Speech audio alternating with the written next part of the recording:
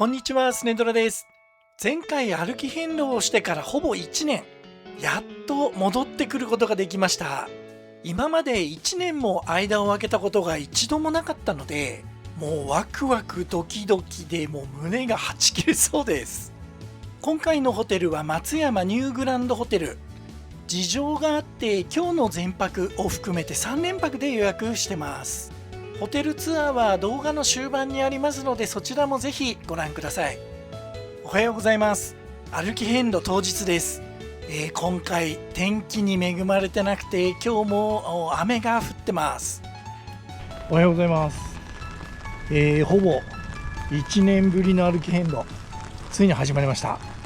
2026年夏、ですが今日はというより今回、何日歩くんだ、水木金土日5日歩くんですけど、5日ずっと大雨というね、なんというついてない歩き遍路なのかと。しかも、今日は三坂峠、明日は千本峠、八丁坂歩こうなんて思ってたんでね、どうなんでしょう、歩けるんでしょうか。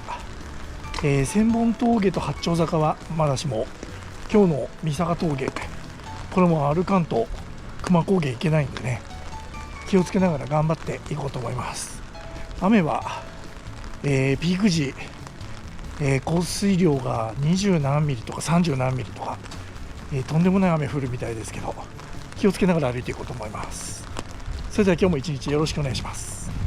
前回区切った49番浄土寺まで戻ってきて、ここからスタートです。ついに1年ぶりの歩き遍路復活です。はい、ただいま7時20分、今しがた浄土寺49番浄土寺をスタートしました。ただいま気温19度、ちょうどいい気温というか、むしろ若干肌寒いぐらいですかね。今のところ雨は弱くて、歩くのに支障はない感じです。この程度の雨でどこまで歩けるか、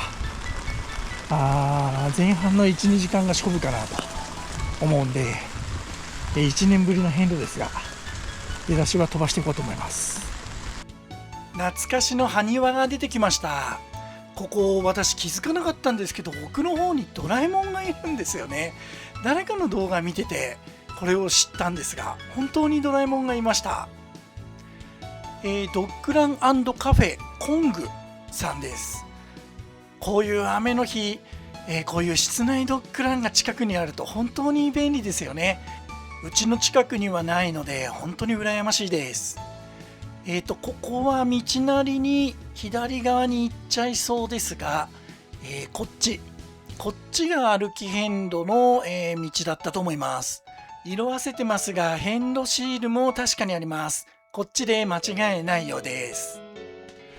今日は三坂峠を歩くんですが、山の方は雲ががっつりかかってます。心配です。はい、西林寺に到着しました。裏から入ろうと思ったんですが、山門があそこの位置ですから、裏ではなく山門の方から入ろうと思います。やっと到着です。48番札所西林寺です。俊吉さん、どうもはじめまして、よろしくお願いします。なんとかしてちょっとお会いできんかと思いまして。そうだったんですか。はい、ちょっとスネドラさんのパターンを推測して俊吉さん、お接待本当にありがとうございました。ちょっと歩くのはあれですけど、ちょっと行ってきます。いってらっしゃいませ。どうもありがとうございました。ありがとうございます。参拝したり荷物を出したり入れたりでずいぶん時間かかっちゃったんですけど、この雨の中俊吉さんずっと私が歩き出すのを待っててくれたんですよね。しかも今日この雨じゃないですか。途中で何か困ったことがあったら呼んでくださいと、迎えに行きますんでまで言ってくれてね、本当に素晴らしい方でした。俊吉さん、ありがとうございました。ただいま8時35分、48番サイレン寺参拝が終わりました。サイレン寺に着いた時に、メンバーシップにも加入いただいている俊吉さんがいらっしゃって、もうお待ちいただいてたみたいで、ちょうど8時頃着いたんですけどね、タイミングも良くてしめしめと思ったら、中にすでにお遍路さんいらっしゃって、と思ったんですけど、なんとそれが俊吉さんでした。いろんなお接待いただいて、わざわざ会いに来てくれたということで、感謝です。やっぱりこういうことがあると元気出ますよね。朝1時間だけですけど歩いてて、もうこの雨でねテンション下がってたんですけど、テンションぐーっと上がることができました。この勢いで次は文殊院、それからどんどん行って三坂峠クリアまで、モチベーションを上げていこうと思います。1巡目2巡目ともにこっちの大通りを歩いたんですが、歩き遍路の道はそもそもこっちらしいんで、今回は雨ですがこっちの方を歩いてみようと思います。そういえばさっき西林寺参拝した時に、1年ぶりの参拝だったんで、ありとあらゆるいろんなことをほぼ忘れてましてですね、なかなか大変でした。しかも俊吉さんもいるんで緊張もするしね、いろいろと思い出しながらやらないといけないしね、なんかあわあわしちゃいましたね。でもなんかこういうのも含めてすごい楽しい感じ。やっぱり来てよかったですね。ところで雨は強くないんですけど、風が出てきました。なんでしょう、台風はまだちょっと遠いはずなんですけど、なんですかね、この風嫌ですね。風だと傘してる意味もあんまりなくなるので、もう少し強くなったらポンチョ着ようと思ってるんですけど、撮影の手間考えると傘の方がいろいろ都合よくてですね、もうちょっと踏ん張ってもらいたいなと思ってます。これ台風の風かな。今回はもともと雨予報だったんですが、数日前に発生した台風がこっちの方に来てて、さらに天気が悪くなる、そんな予報に変わってたんですけどね。で、降水量ばっかり気にしてて、風の方はノーマークだったんですが、橋の上とかとんでもない風が吹いてて、もう大変です。もう腰から下がびしょびしょな状態です。こんな状態だとスマホも地図もろくに見れないんですが、ケンさんの逆打ちステッカーに何回も助けられて、一応順調に歩くことができてます。ここは、順打ちで歩いた方はもうみんな見てると思いますけど、この右遍路道、この道しるべがあるところですね。宇田はじめ大師堂に到着しました。ここでちょっと雨宿りをさせてもらおうと思います。これだけの強風が吹いてると、軒下で休んでても雨がどんどん吹き込んできちゃうので、休憩にならないんですが、宇田はじめ大師堂はなんと中に入れるんですよね。中で休憩させていただくことができるんです。いやー、1巡目2巡目ともにぐらいに思ってたんですが、これは本当に大助かりです。雨風がちょっと弱まるまで休ませてもらって、再び歩き出すことにします。休ませていただいてありがとうございました。やっぱり歩く時期、歩く方角、その日の天候によって同じところを同じように歩いても感じることが全く違うんですよね。本当に毎回、お遍路は楽しませてくれるようです。四国遍路の始祖と言われる右衛門三郎の邸宅跡、別格9番文殊院です。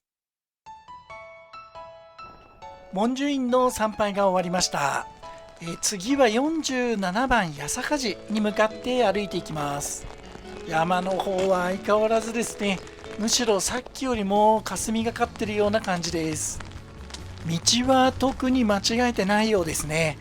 まめに確認しないといつの間にか間違えているので注意です。もうすぐ八坂寺です。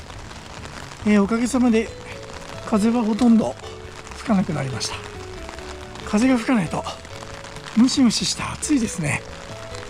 もう文句ばっかりですけど、なんか私これだけがっつり雨降られたのっていつぶりだっけな、何の時ぐらいだろう。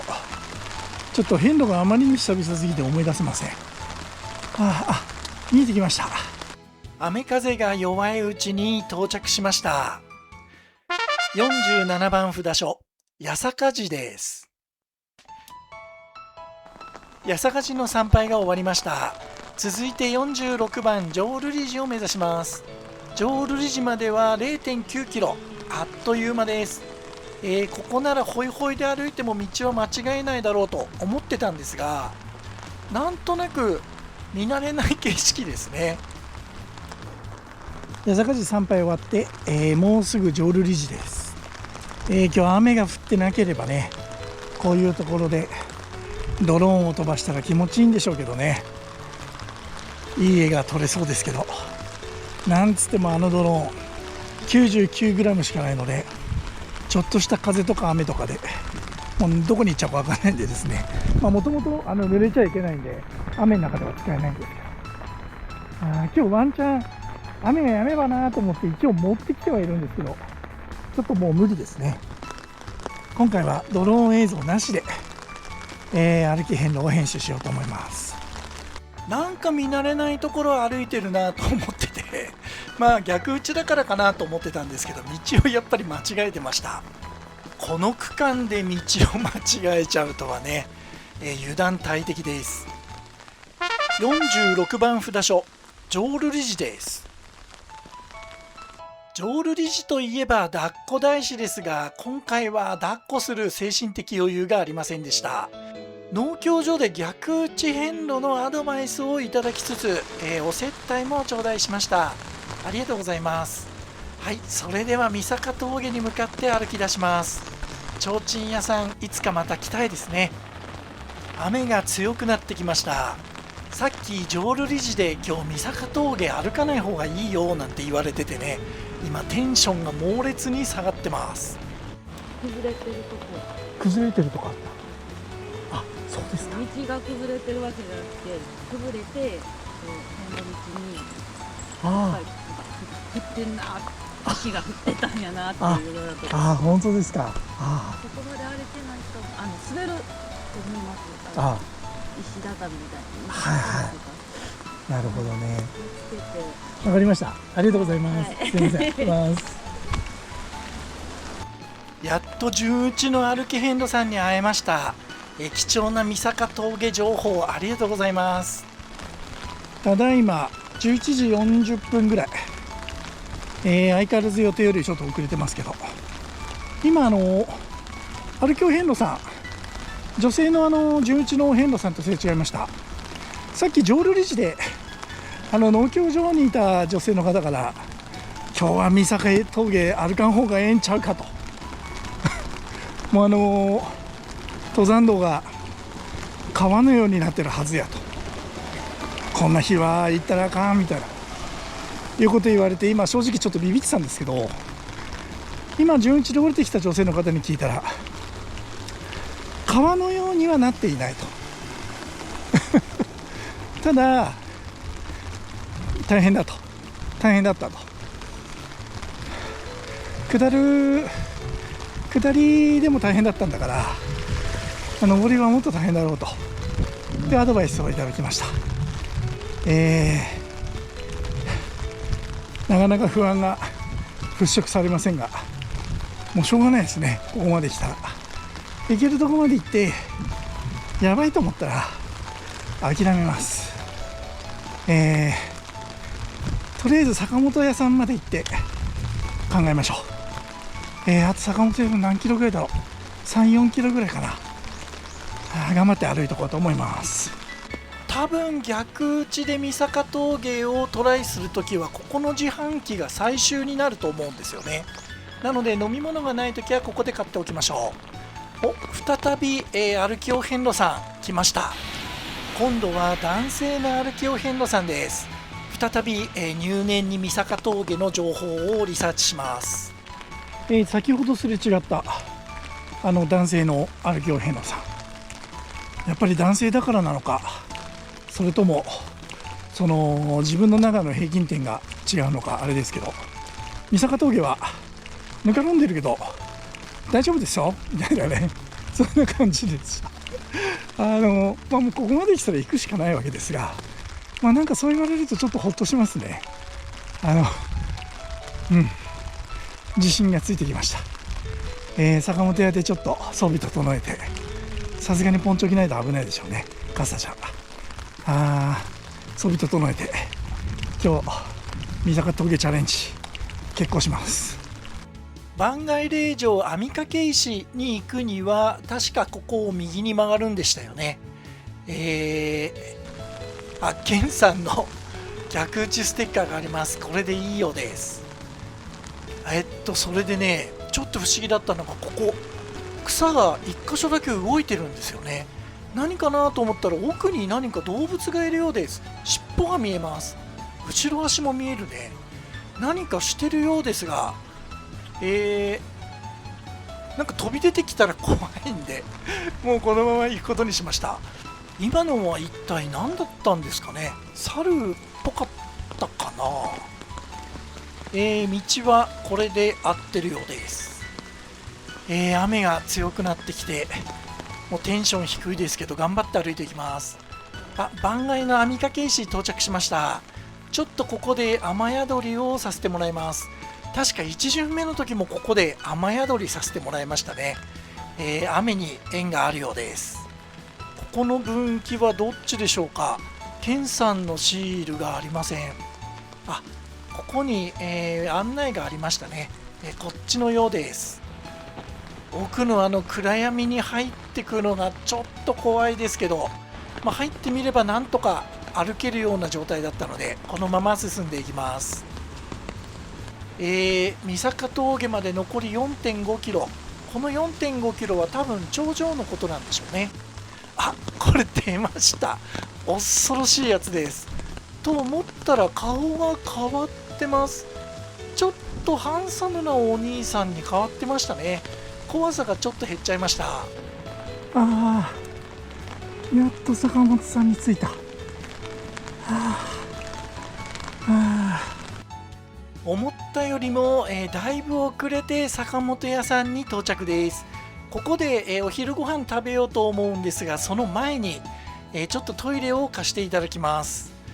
今日は雨で体が冷えるんでね、ちょっとトイレが近くなっちゃってます。坂本屋さんのトイレはこんな場所なのにって言ったら失礼ですけど、すごく綺麗なんですよね。本当にありがとうございました。坂本屋さんは週末接待所として開いてることがあるらしいんですが、今回も残念ながら閉まってます。3回目ですけどなかなか出会えませんね。ただいま12時50分。ちょっと計算より1時間ぐらい遅れてるけど、なんとかなるかな。今のところ雨も、本降りだけども、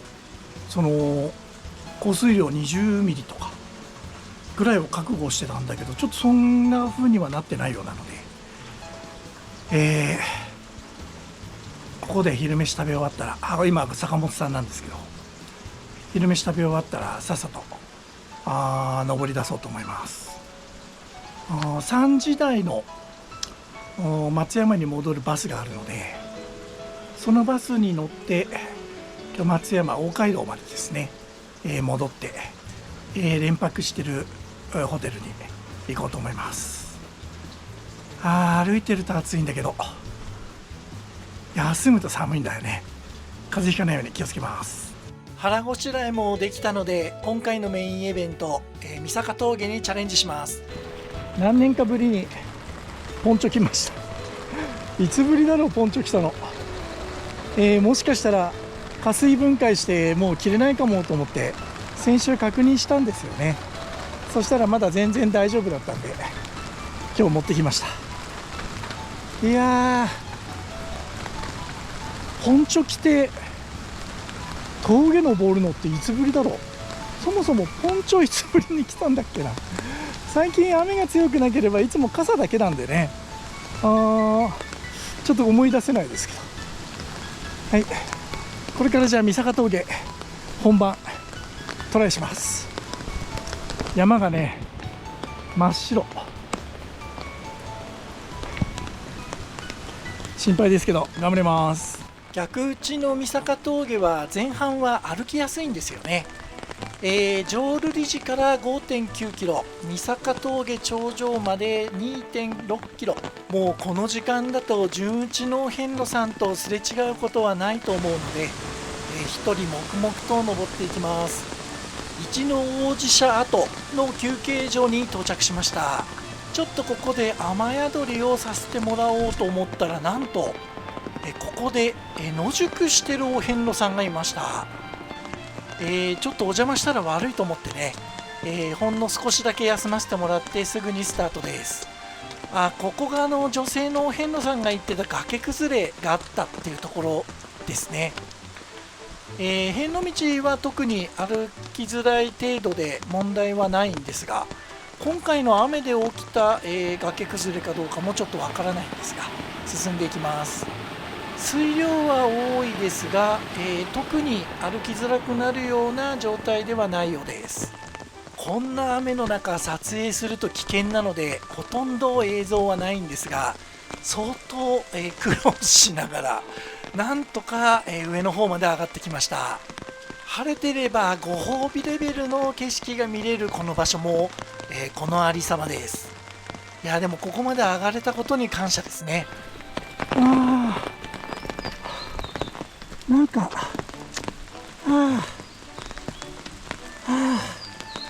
三坂峠クリアだな。そうだね、ここスタートのとこだ。見覚えがある。なんか小鳥も祝福してくれてるんでしょうか。いや満身創痍とはこのことを言うんでしょうか。三坂峠逆打ち1時間半かかりましたこの雨の中、自分で自分を褒めてやりたいですね。大変だった。よし、ちょっと行ったら休憩所があるはずなんで、そこで休憩しましょう。なんとか舗装路まで出てきました。もうここまで出てくればもうイージーモードかと思ったらむちゃむちゃ強風が吹いてます。超寒いしハードモードが続きます。やっと風が止みました。三坂峠クリアしてこっちの高台の方に出てきて、イエーイクリアだぜなんて思ったらむちゃくちゃ強い風が吹いてて、15分ぐらいかな。今ひたすら耐えながら歩いてました。長袖にポンチョを着た状態で寒くて、今気温見ると20度なんですけどね、もうそういう状態じゃないですね。この時期こんな寒い日があるんだね。さすが熊高原っていう感じですけど、バスが松山市に向かうバスが3時50何分とかなんですよね。まだ1時間ぐらいあるので、バスのタイミングとちょうど一致するところまで歩いて、それで、松山市内に戻ろうと思います。皿ヶ峰登山口休憩所です。ここはトイレもあるし雨風をしのげる休憩所もあるのでちょっと休ませていただきます。ただいま3時10分、三坂峠を登ってきて、少し熊スキーランドの入り口の自販機とか休憩所、トイレがあるところ、そこまで戻ってきました。いやー大変だったね今日いやほんときつかった。でも貴重な経験、こんな経験も二度とできるかわからないしね、本当に貴重な経験ができました。はい、体力回復したので再び歩き出します。大型車両出入り口注意徐行サンキュー、この看板はいいと思うんですけど、こっち側が、文字が逆になってるんですよね。これ違和感を感じるのは私だけかな。別にどうでもいいことですけどね。松山駅行きのバスに乗るために時間の効率がいいところのバス停まで歩いていくことにします。もうとにかく雨が強くて、危うくかよちゃん家も通り過ぎそうな感じだったんですけどね、なんとか見つけました。ただもうバスの時間があるので、またしても寄ることができませんでした。今回は、中組って読むのかな、バス停で、終わりにしようと思います。15時57分のバスがあるようです。ただいま15時52分。今日はこの中組っていうバス停で終わりにしようと思います。どんぐらいだろう、まあでも23キロぐらいしか歩けなかったですね。まあでも峠あったし、4カ寺参拝したのかな。4カ寺参拝で1時間から1時間半、それと峠考えればまあ私にしてはまあまあでしょうか。でも寒いですね。この雨、この風、久万高原、これだけ揃うと結構寒い感じがするんで、早くホテル戻って温泉入りたいですね。今晩は、軽くマシソンさんと食事しようかなと思ってます。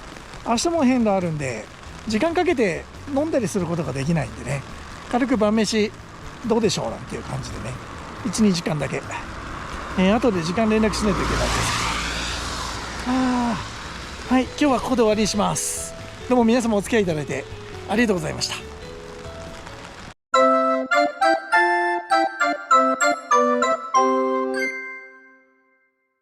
服が雨だか汗だかわかんないんですけど、とにかく濡れてて、寒いですね。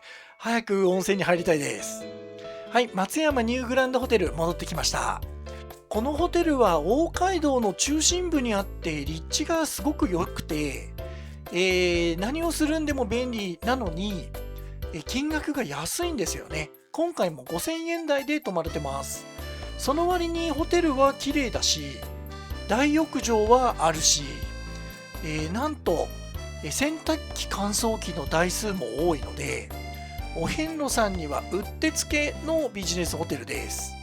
洗濯機乾燥機がセパレートになっているタイプと、洗濯乾燥機もあって、使い方でいろいろ選べるのもメリットですよね。今回は301のシングルルームです。なんといっても金額が安いので部屋はそれなりというか、そんなに広くないお部屋です。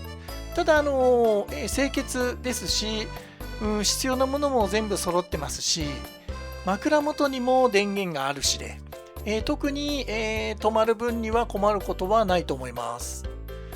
私個人的に、このホテル知ったのはお遍路を始めて後半の方なんですけど、最近はよく泊まるお宿になっちゃってますね。バスで大街道に来た時にバス停からちょっと遠いっていうのが唯一のネックになるんでしょうか。バスルームも広くはないですけども綺麗ですし、もともと大浴場ありますからね、そんなに使うこともないと思います。ちなみに大浴場は撮影できなかったので、ホームページから画像を拝借してます。洗い場も多いし、広々としてるし、使い勝手のいい大浴場になってます。久しぶりのマシソンさんと合流です。この後2人でプライベートの話をしながら2時間程度でバイバイしました。マシソンさんどうもありがとうございました。今回も最後までご覧いただいてありがとうございました。雨の歩き遍路はまだまだ続きます。次回もぜひご覧ください。チャンネル登録、高評価、コメントぜひお願いします。それではまた。